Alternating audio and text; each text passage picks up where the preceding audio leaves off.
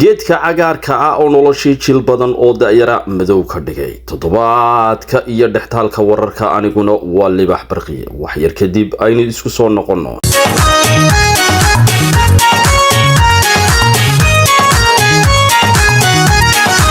isku soo noqod wanaagsan dhamaantiinba shaadka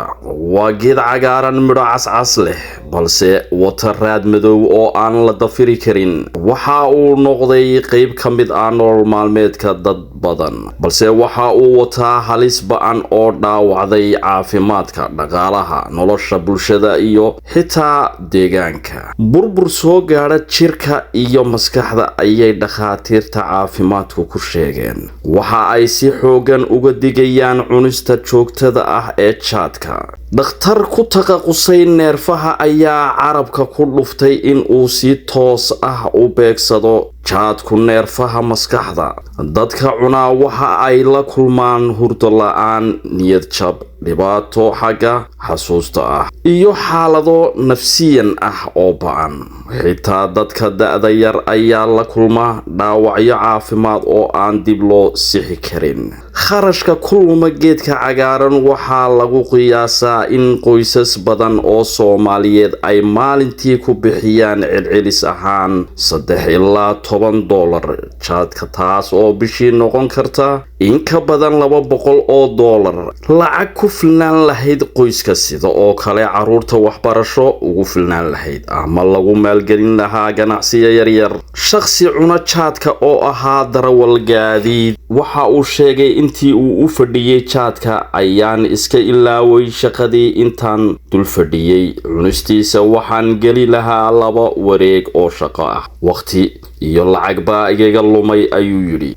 sidoo kale qoysas badan ayaa burburay mustaqbalkii dhalinyarada ayaa mugdi galay jaadku waxa uu sababay burbur qoysas badan haweenka intooda badan waxa ay sheegaan in jaadku noqday sababta ugu badan ee ay qoysaskoodu u dumaan sidoo kale qaar ka mid ah caruurta looga saaro dugsiyada madrasadaha maadaama oo waalidkood lacagta jaadka ku bixiyaan halkii ay waxbarasho ku bixin lahaayeen haddaba hooyooyinka cabanaya ayaa yidhi ninkaygu ma daneeyo guriga iyo caruurta subaxdii hore ayuu jaad raadsadaa galabtiina wuu u fadhiyaa haddii uu lacag helo jaad ayuu iibsanayaa wax cunto la siisto sida badan lagama helo sidoo kale culummada diinta islaamka ayaa ku tilmaamay jaadka geed kicinaya bulshada sheekh kamida culummada waxa uu yidhi jaadku waxa uu lumiyay dad badan waxaanu dhibaato ku keenay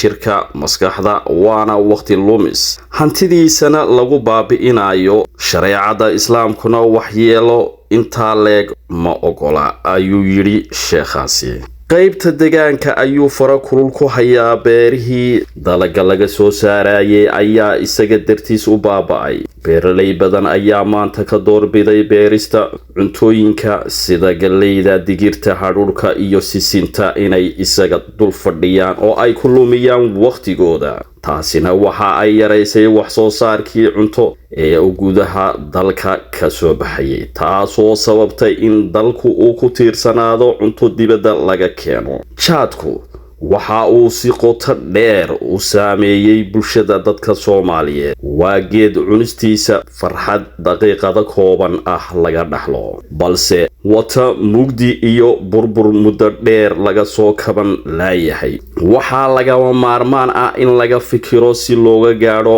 xal waara si loo badbaadiyo jiilasha hadda iyo kuwa mustaqbalka soo socda warbixintan waxaa idin diyaariyay aniga oo ah libax barqiye